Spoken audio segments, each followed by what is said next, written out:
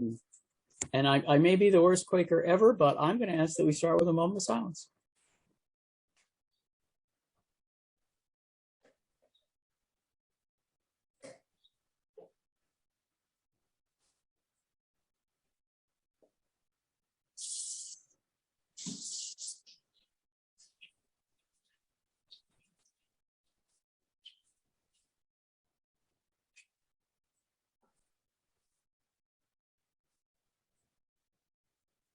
Well, thank all of you so much for being here and for having some interest in my pamphlet or book, if you're being generous.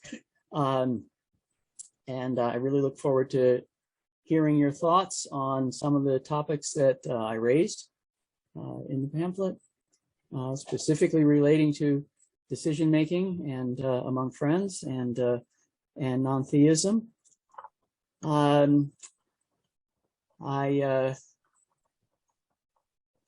Not exactly sure where to start. I've known probably 10 years ago, I got the thought that there needed to be something like this, that our Quaker institutions in a generation or so were going to be needing to lean on a younger generation that, according to statistics, is overwhelmingly, not overwhelmingly, but is more atheistic, is more non-believing than any generation in recent history. And these are the people who are going to populate the boards of our various Quaker institutions. And we couldn't afford to ignore them. And we couldn't afford to put them off. And my reaction when I thought this was, well, geez, damn it, you're the one who should write this. But I had lots of other things to do, and I don't need one more thing on my plate at the moment because I was still working. But a few years ago, I retired, and then I did need things to do, so I pulled this out. And I asked Pendle Hill if anyone had done anything like this in,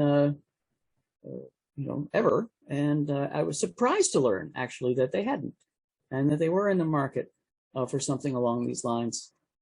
So with a tremendous amount of help from the editorial staff at Pendle Hill, I put this together, and it has hit a chord. I mean, I know there's always been a kind of non-theist movement within the Society of Friends. There have been pamphlets about it. FGC has a workshop on it, or a sub-gathering of non-theistic friends every year. So really, it's that kind of was at the heart of my impetus to write this,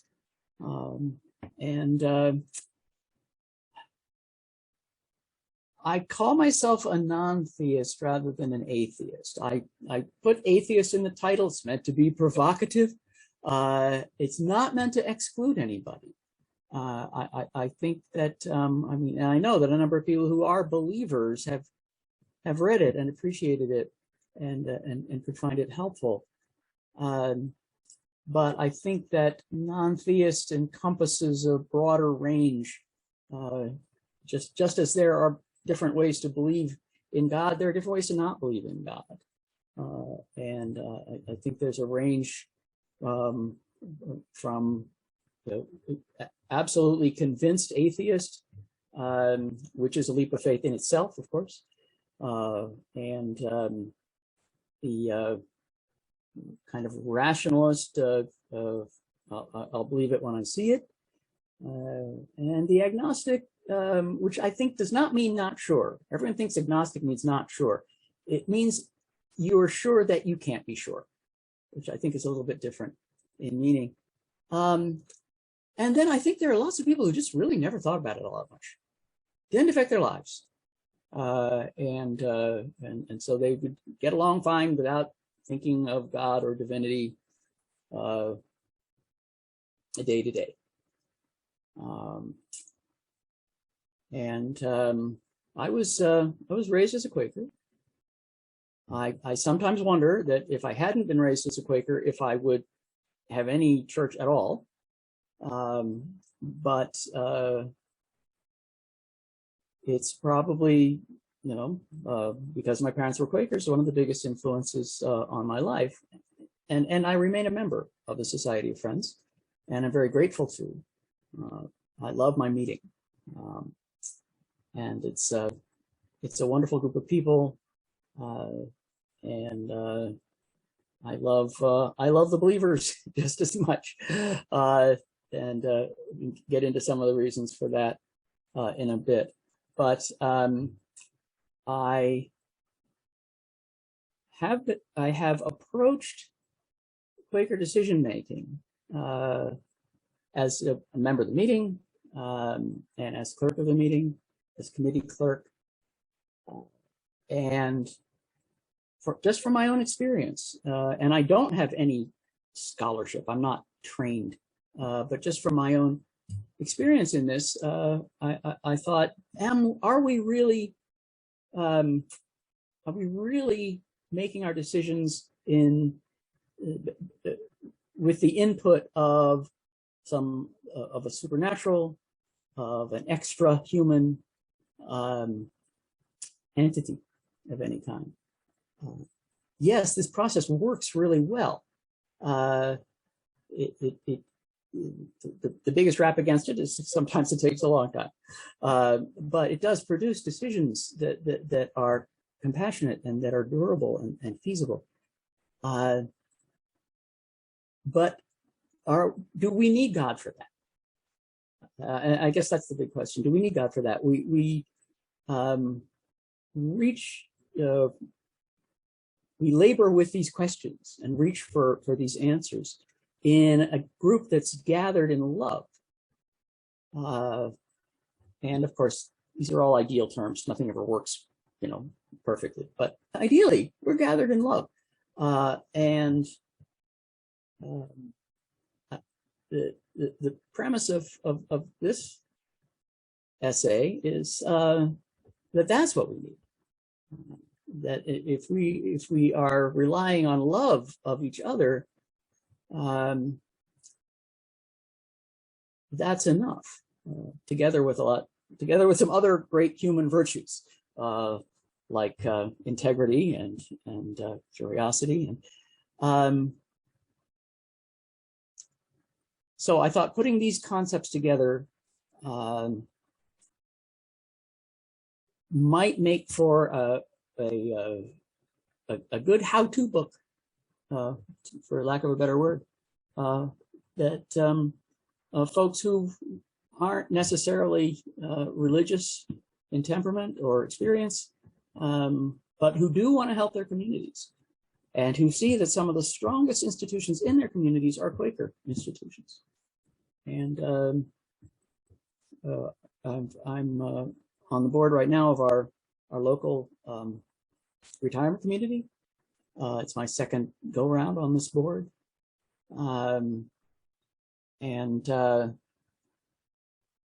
This board has attracted some of the finest elements in our community. Half of whom, by definition, half the board has to be Quaker. So half the board is not Quaker. And yet the process is available to them. And so I wanted to build on that experience and maybe make that possible for others. I would really love it if someone had a question here, because I'd like to stop talking for just a second.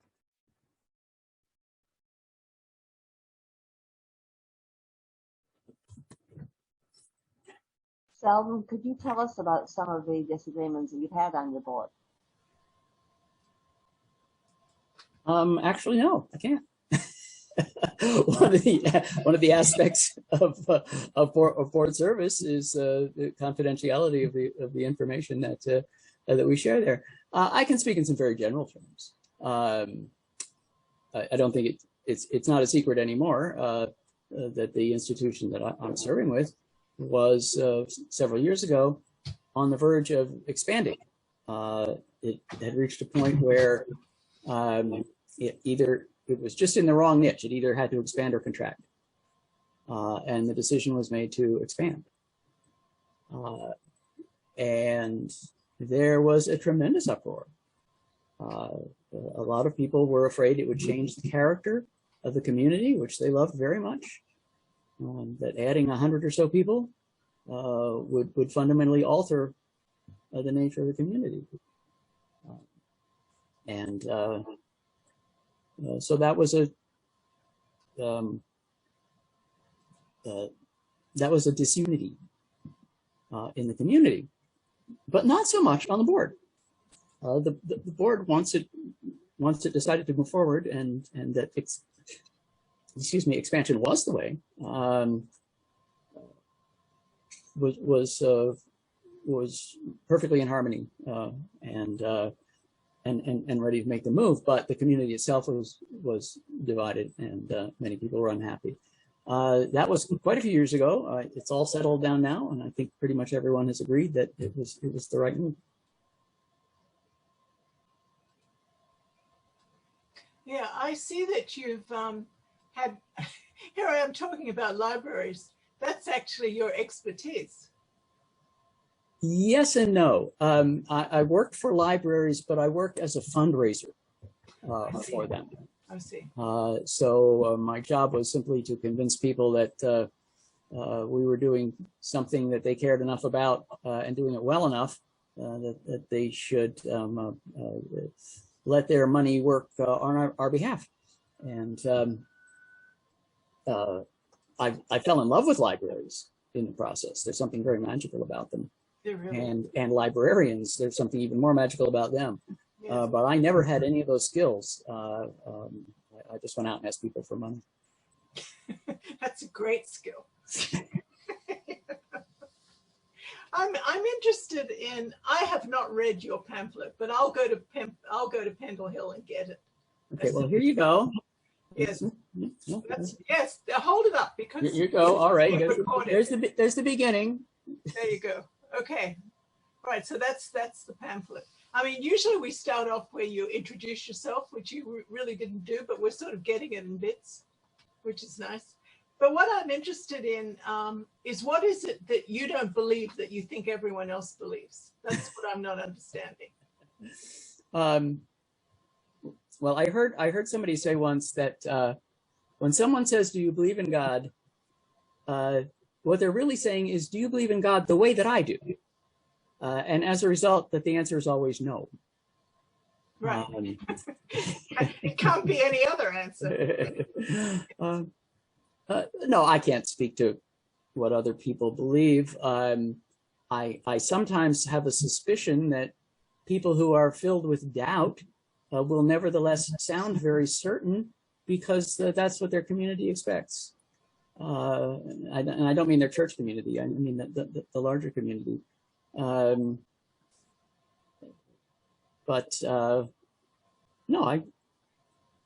I know there are people, I know there are friends who believe quite fully and have experienced this sense of a divine presence that is beyond humanity, that is even beyond our world, and that there's a subset of those people who think that God lived in the body of Jesus Christ, and that they will live forever by believing that.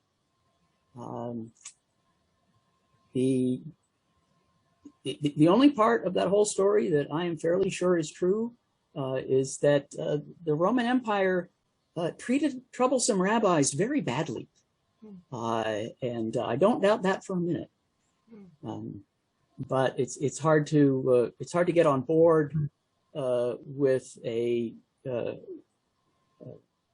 divine Messiah before you even acknowledge the possibility of a divine existence. So I don't think you can ask people to explain rationally what it is that they believe. And I don't as a matter of course, challenge people about what they believe. Right. I'm very happy that they believe whatever they believe. The one thing I'll say about atheists, though, is that if you are not one, they generally don't try to convince you to become one, and that's in contrast to certain evangelicals that I know of. Are you familiar with Marcus Borg? Say that again. Are you familiar with Marcus Borg? Marcus Borg? No. No, no, I'm not well read. Let me confess that up front.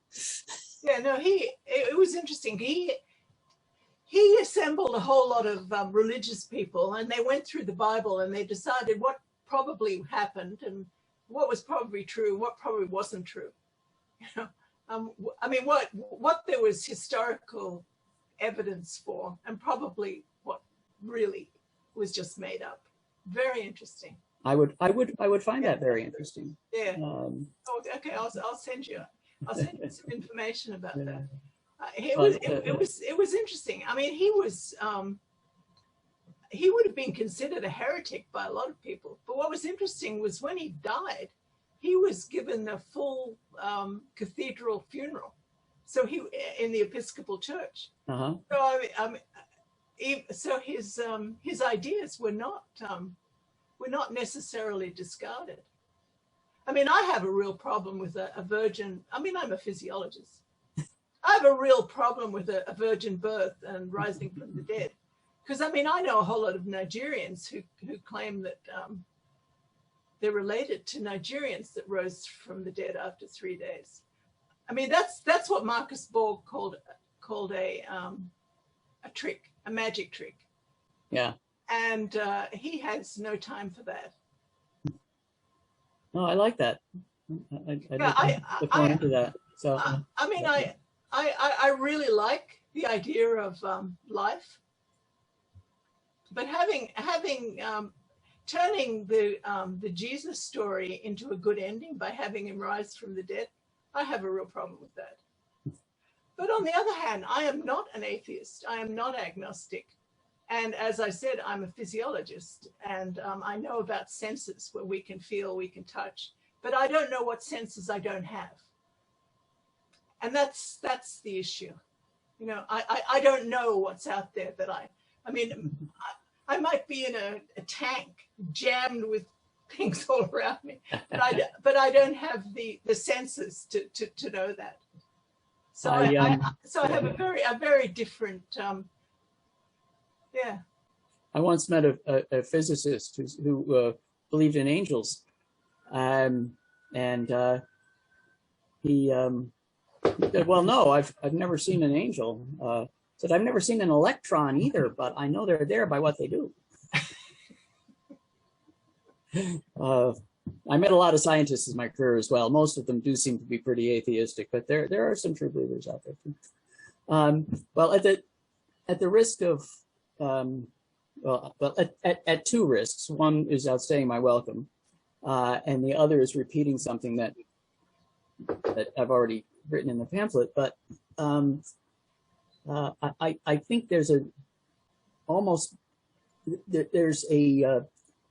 tilt towards religion, towards belief in divine things that's almost genetic in our makeup, because it's evolutionary. Yeah. That if you belonged to a tribe and that tribe had some venerated force beyond itself, that could call forth from you sacrifices and efforts that a human being, even the chief of the tribe, could not. So those were the tribes that prospered,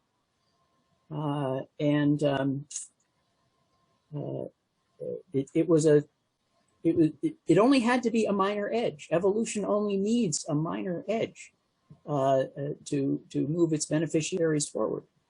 And so after thousands of years, virtually the entire population believes one way or another in this external superior divine force.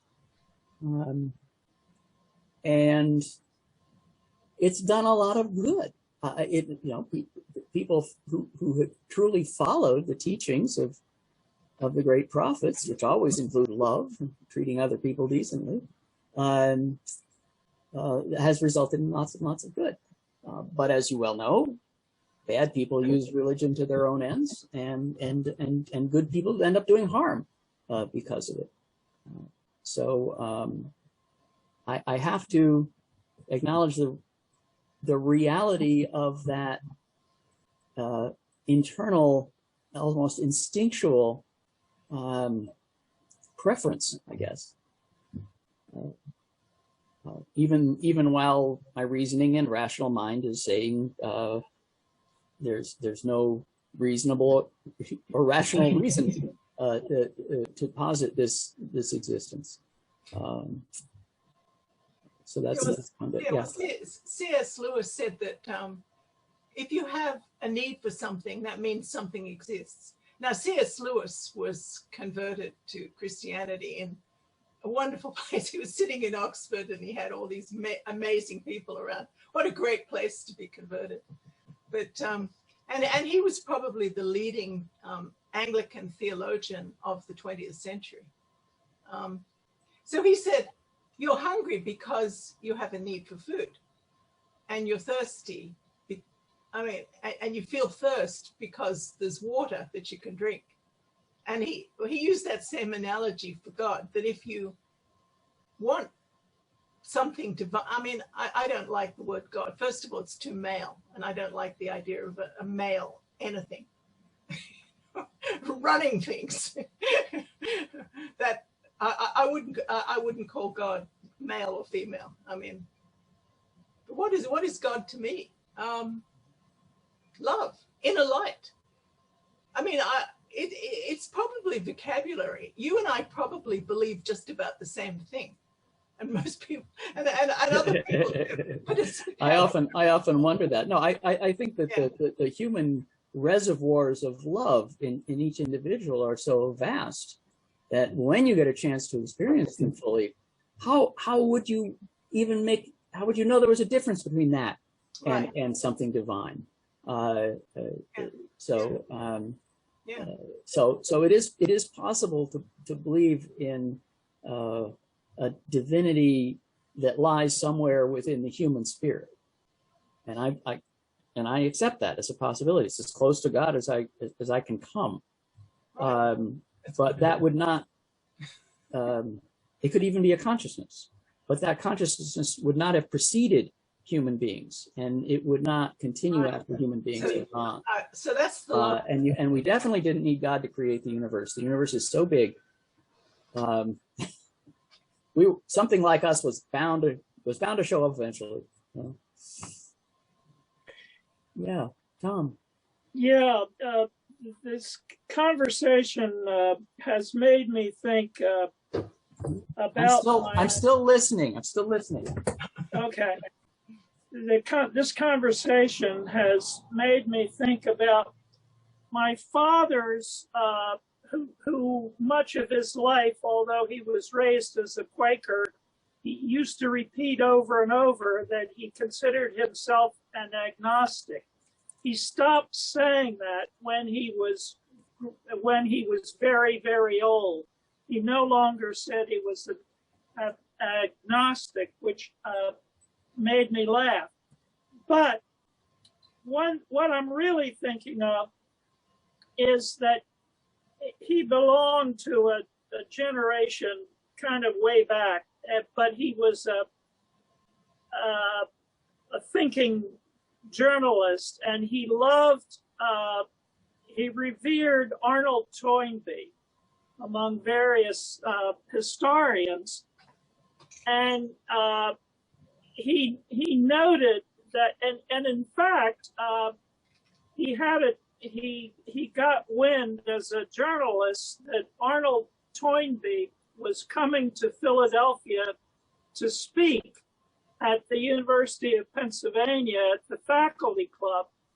So he got he made it his point to hear Arnold Toynbee speak, which was like religious experience for my father. But what I want to say is, he also mentioned, and I have read this too, that Arnold Toynbee wrote like an agnostic in much of his writings of history.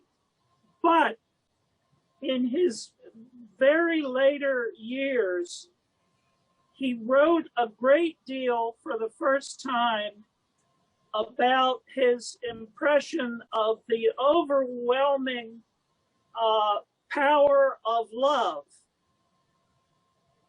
And Yes. this was in the very end of his career writing, and it hadn't appeared until then.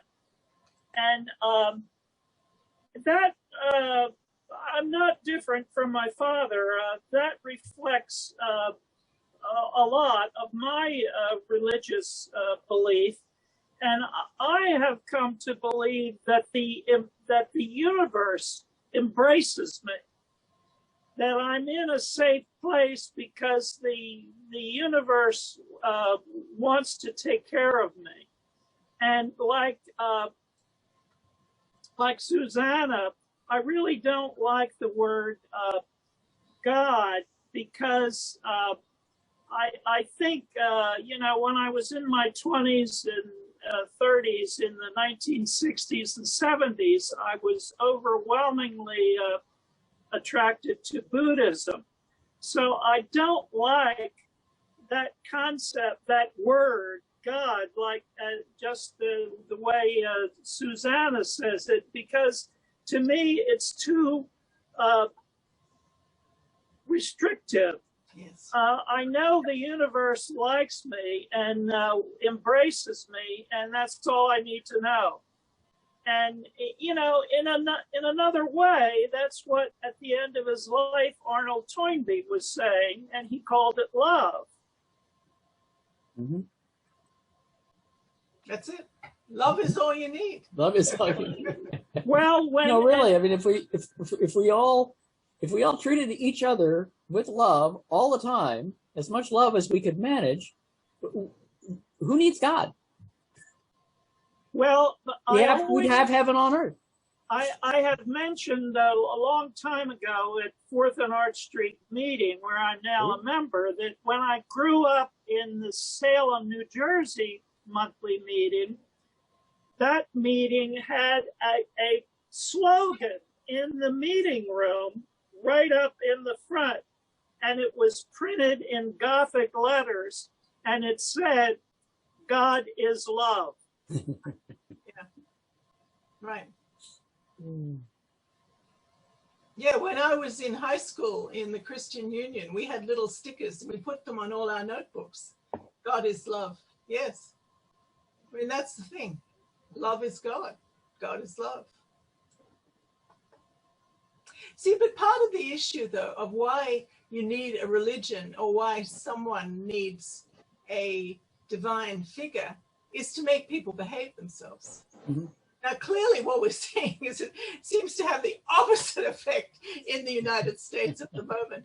But it was supposed to make people behave themselves. And that is what Islam was all about, too, making people behave themselves.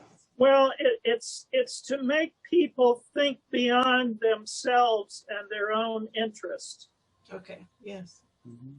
Which is a pretty legitimate function as far as I'm concerned. Mm-hmm.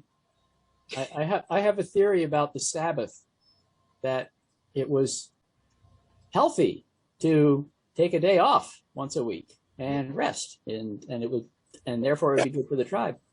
But I can't take a day off if my neighbor's not taking a day off, or he'll get ahead of me somehow. Now, if just the chief says, well, you should take a day off, everybody should take a day off. Well, that might not work. But if God tells you to take a day off, right, then everybody does. Everybody gets their day of rest, and nobody gets ahead by working harder. Just a theory. Or by dropping dead from overwork. Yeah, exactly. I like that. Hmm. Okay. To bring us back to your initial topic, Selden, you were talking about how you wanted to discuss spirit-led decisions for the secular. So when you have people who don't acknowledge the spiritual level or domain, and you're still making decisions that you consider spirit-led, how does that work? I think by asking them to call on some of their best virtues as human beings, to be unselfish, to be patient, and to be curious, and to listen, and to be tolerant. I think one of the good things that came out of the Quaker belief of God in everyone, which whenever I say that, I have to add, we did not invent that. We just took it to its logical extreme. But if you believe that, it means you have to listen to people even when they're saying something that sounds totally ridiculous to you. And somewhere in that ridiculousness, there might be a truth that will help everyone. And I think that you can be a secular person and still look to all of those virtues, and hopefully you already do. Hopefully you already are in your day-to-day life.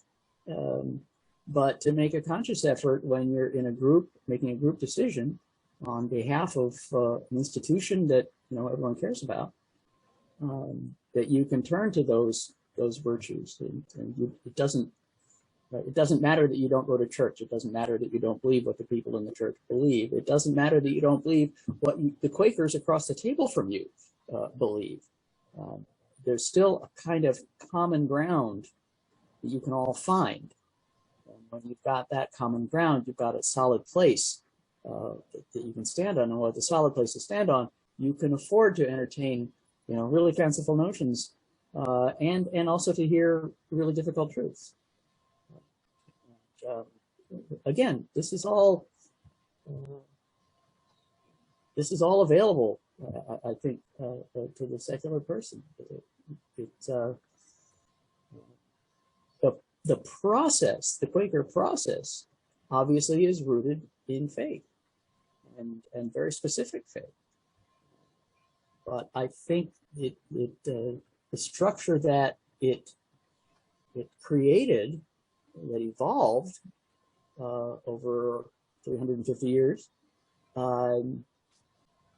that structure is solid enough and is sophisticated enough that a non-believer can just turn and say, okay, what would my best self do in this situation? And rather than how am I going to win, but how are we going to find this way forward together, so that there is no bitterness, there's no disaffected minority.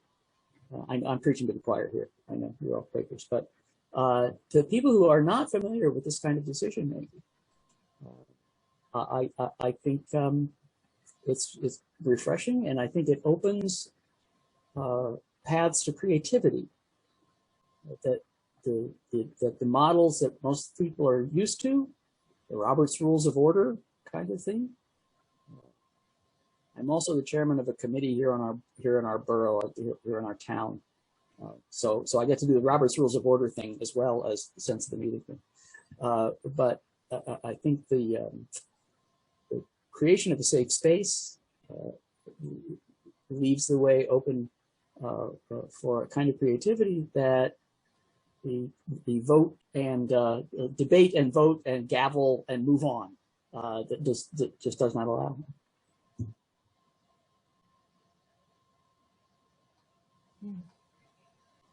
Oh, Carol, you're not Carol, but Carol, put your mute, put your microphone on.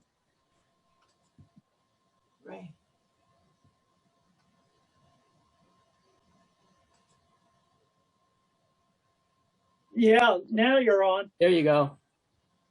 Okay. I was brought up by an atheist, and I was brought up to believe facts, not opinions. And I was surprised that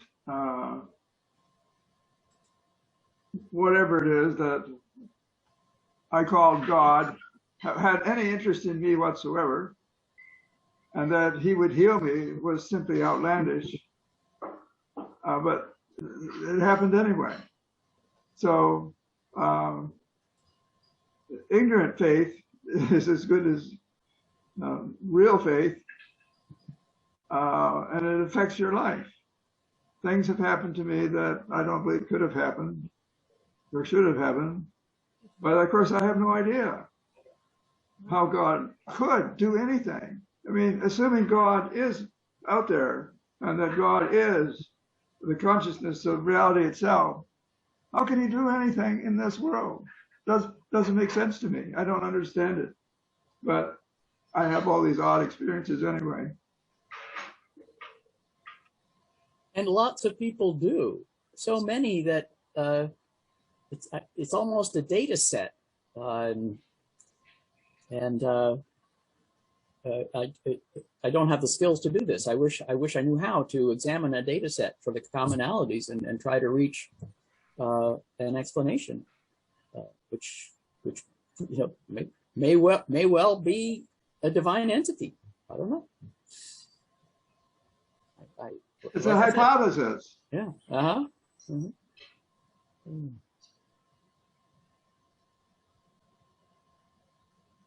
Yeah.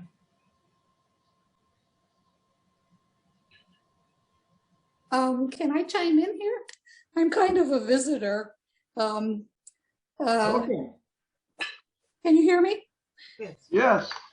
Selden invited me at meeting today to come because I read his book, and I really feel like I'm still on a journey to define faith for myself, but and it's been formed and changed. Well, I should tell all of you, I'm not raised Quaker and I haven't joined the meeting yet, but I was raised Catholic and chose to leave the Catholic Church after being able to no longer reconcile what was going on in the institutional church and my beliefs and belief in the gospel. But in the New York Times a couple of weeks ago, there was an interesting op-ed. I'm trying to, I'm very much influenced lately in my personal life about neurology and the working of the brain and trying to understand consciousness, because I have some neuro abnormalities that are more difficult to manage as I get older. But anyhow, there was an article, and I can't remember the author's name, but he said his son came to him with the big question, Dad, is 4-year-old or something like that, very young son. And he said, Dad, is God for real? And he was like, oh boy, here, what am I going to do with this? So he threw the ball back into his son's court and said, well, what do you think? And he said, well, I think that for real, God's pretend, but for pretend, God is real.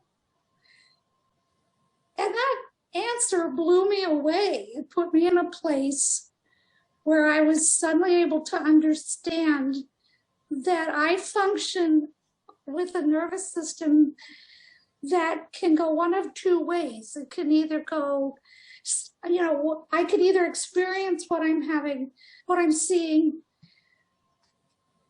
basically using the base of my brain, my emotional sensors, and I will have one kind of response. If I wait long enough and I let it go to the prefrontal cortex, I can start logically asking questions about what's happening and what is real here and what's not, and control my response. And I think that's what the little boy was saying, because even as I move away from a belief in an external entity that controls things, I find myself in times of trouble when I need nourishment, going back and falling back on the same kind of internal conversation that I had when I was a very strong believer, that there was someone out there listening, that I need to have that conversation. And so I don't have to ask questions about male or female or who is, I just start talking and asking, assist, help me with this, help me through with this. And I'm not even sure what I'm speaking to. And when I think about it and I've come through whatever it is I was trying to navigate when I was in that state, I'll say, what was that all about? Who was I talking to? Then I start to ask the questions of who, what, why is out there. And both of those are very real experiences for me. So I don't know where to put it. I do very much believe that we couldn't create, well, we do. We know as we study the brain more that people have supernatural experiences, for instance, in near-death experiences and stuff, and they've actually been able to record what the brain activity is in some dying people that may set up these supernatural experiences. Yeah, well, that kind of lines up with what I was thinking about. The idea that you could have a capacity in your brain. We all know that we don't know what our subconscious is doing most of the time. I think right. It goes even beyond that, to the point where you could have this near-death experience. Did you ever read Life After Life? That was an influential book 40 plus years ago. It recounted the very similar experiences that people had who right. had died and then been brought back to life. But I've always wondered if that had something to do with suddenly your brain doesn't have a body to take care of anymore because the body's dead. So for a couple of minutes there, it's got this tremendous capacity that it doesn't know what to do with. That could trigger any kind of visions right. that you want. But again, it's still happening in your brain, which is, I think, enormous enough and holy enough and remarkable enough to explain pretty much any religious experience. Although one of the things they seem to have in common, I remember from William James, is the people who have them really are sure of an external presence in their experience. So I don't know. I don't either. Yeah. But it is interesting too that, sorry. Go ahead. That there are indications too, though, that we can communicate with each other through those brain waves, that there can be connections made. And so it makes you wonder about external forces being able to affect your own personal behavior. So there is a real thing such as mass hysteria. People can communicate on an emotional level. This is real, and people believe. I wonder if that's what's happening in a gathered meeting, is some I don't know. Some harmless form of mass hysteria, because that's definitely a real thing. I mean, friends talk about that. Friends experience that as a very real thing. Yeah, I do. Yeah, I had a cousin. My father had a cousin, his first cousin. Their mothers were sisters, and this man, his name was Morris, and he was a commando with the British Army in the Second World War. And a commando, it's like a Navy SEAL. So in other words, he had to be just as athletic as the most athletic in the Navy, but he didn't carry a gun. He carried a Bible because he was a chaplain. And I sat with him just before he died, went to visit him in England just before he died. And I asked him about D-Day because I knew D-Day was that he'd landed in D-Day, and it was very important. And he went back every year to D-Day because he was he gave the first sunrise service after the first day of landing, and so he went back every year. But he told me that as they were about to land, a Norwegian ship was bombed, and it broke in two, like a V for victory. And so he didn't land right away because he was just too busy giving last rites to all the people, these people they were pulling out of the sea. And that's what he did. And when he finally landed on Juno Beach, he just spent hours and hours and hours just going around comforting people who were dying.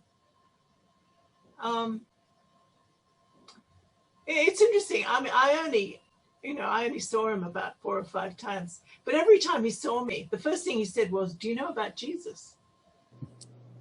Do you know Jesus loves you?" I just, being in the presence of someone who's got this enormous presence of the divine with them all the time, that was very, very interesting to me. And his son is very important in the Anglican Church now. As a carer, he cares for people, so it's interesting. So I've been around atheists, which is like everyone. I grew up in Australia except for a few evangelicals, and my brothers, of course. One of my brothers, when he visited me, he wouldn't even come into a Quaker meeting because he thought, "Oh no, I'll be contaminated by God." It's like, oh no.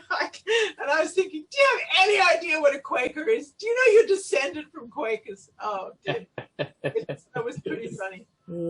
I've had people say, "Oh, I'm not good enough. I could never be a Quaker. I'm not a good enough person." Oh, you should get to know us better. Yeah, we're rotten to the core. Well, but we try. We do try. So, but that's what's interesting though. Now, our Amnesty International, we meet in the Ethical Society, which of course, which you must know, in Rittenhouse Square. Rittenhouse Square, yep. Yeah, and so they gather on Sunday mornings. Founded by Benjamin Franklin, wasn't it? Something like that. It could be. I'm not even sure, but it's they're good people and they do a lot of good, but they're atheists. Right. It's the Ethical Society. So they get together on Sunday morning, they sing songs, but they're not hymns. And they do everything that would be a religious service, except there's no religion there. And they're very interesting people. There are a lot of very bright people belong to it. So, it's not an unusual stand that you're taking. And I don't think I'm particularly unique in terms of faith within Quaker circles. I'm just the guy who wrote some of it down and had Pendle Hill bite on it. That's all. And in fact, I've heard a lot of Quakers say pretty much the same thing. But I do need to read your book. Sorry about that. Keep writing. Write more. Oh, thank you. That's very kind. Yeah. So anyway, yeah, but it's this idea that you can't do anything unless you've got a religious background, that's obviously nonsense. But the problem is, if you don't have a religious background, or you don't have a divine background or an understanding of the divine, what is it that makes you want to be good? That's a good question. Just being a good person, I guess. Well, the Greeks gave us, well before Christ, gave us a big toolbox of ethical behavior and how to behave with one another. And the Greeks had that, finely tuned, and it was passed down to us partly outside of the Christian religion and partly within the Christian religion. But they had it undiluted by Christian religion. And it's a very good toolbox that the Greeks had for ethical behavior and behavior with one another. Mm-hmm. I've always imagined that if you had a person who always behaved to the most ethical standard you can imagine, treated everyone with great love, and peace surrounded them wherever they went, every religion would claim that person. Yeah, that's one of ours. Which is what happened to Thomas Merton. Okay. Who was definitely a Catholic. He lived in a monastery, but we all liked him. His mother was a Quaker. Oh, Merton. You said Merton. Merton. Yes, Merton. yes. Merton. Merton, yeah. Buddhist, Catholic, Quaker. Nope, he actually lived in a monastery, and he actually was Catholic. Trappist. He was Benedictine. Yeah, wonderful, wonderful, wonderful person. Yeah, I like the opening of I've quoted this before, the opening of his book, The Seven-Story Mountain. I always remember it. He said, having lived a full and worldly life, I retired to the monastery at age 26. And I read that when I was about 20, and I thought, that's what I want to be. Yeah. Yeah, luckily there's a whole lot of videos on. I included some of the links in one of my newsletters, because I mean, he's just endlessly fascinating. And the fact of his death is just so incredibly. Wasn't he electrocuted? Yes. In a bathtub. Well, yeah. I think in Thailand. In Thailand, yeah, it was faulty. Yeah, something was faulty. The fan fell into the bathtub. Yeah. I don't know that he was in the bathtub. Yeah. Something to do with. I think he was. Yeah. He was. But it's just so absurd. There's someone so enlightened. But at the time of his death, he was in Thailand because he was part of the foundational group for the East-West dialogues that was going on between Catholic monasteries, particularly the ones that emphasize silence and stuff, and the Buddhists. And his best friends was Thich Nhat Hanh, the Vietnamese monk from Plum Village who just died recently. That's right. He was expanding his understanding too, of, because he was a converted Catholic, I think. Yes. And he became a monk. Yeah. Yes. Yeah. Well, the message of his life, one message of his life, is that there's no guarantee. Right. Life does not come with a guarantee. And maybe the guarantee isn't important anyway. See, that's one thing. I mean, in my understanding of the divine or love, whatever you want to call it, that the length of life has no interest at all to the divine. It's how you conduct your life. Yeah, that's right. That's the issue, and of course that's very Buddhist as well. I don't go along with redemption. I don't like redemption. Yeah, not much. I mean, I like people behaving themselves, but this idea that you can do whatever you want and then God will forgive you if you pray, I have a real problem with that. live a life of dissipation and corruption, and cross yourself just as you die, and you go to heaven. Right. Yeah, yeah. I don't. That doesn't work. Yeah, but that's the thing. I mean, as a Quaker, I feel like I should be in a state of prayer or grace or whatever you want to call it all the time. I never had, as I said, I was raised by Quakers, but we never really had a theological discussion. Interesting. To this day, I could not tell you what they truly believed, except that they believed that there was a great deal that had to be done, and somebody had best get to it. So they were always busy, and it was usually a form of service of one kind or another. Were they prayerful during all that? I don't know. I don't think so. I doubt it. Where were you raised? In State College, Pennsylvania, which is where I am now. Oh, I see. Okay. And were your parents academics or something? Yes. Yes, both of them. Yeah. Part of the after World War II, when the GI Bill came and universities suddenly needed a lot more faculty and staff. Yeah. That's a good place to be a Quaker. Well, I wish more Quakers knew that, because then we'd have a bigger meeting. I see. Well, let's have people watch this.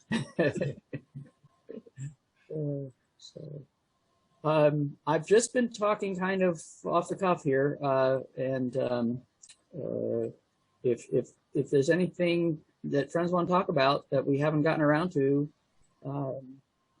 I'd say, let's hear it. Otherwise, I'm happy to be done. Whatever you guys want to do. Lois, you're muted.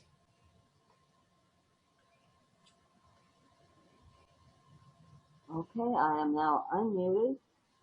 Okay. I'm going to give you a real thing that really happened yesterday, as a matter of fact. Yesterday, I learned that it was going to be rainy this morning, and therefore not really good weather for riding my bicycle to worship.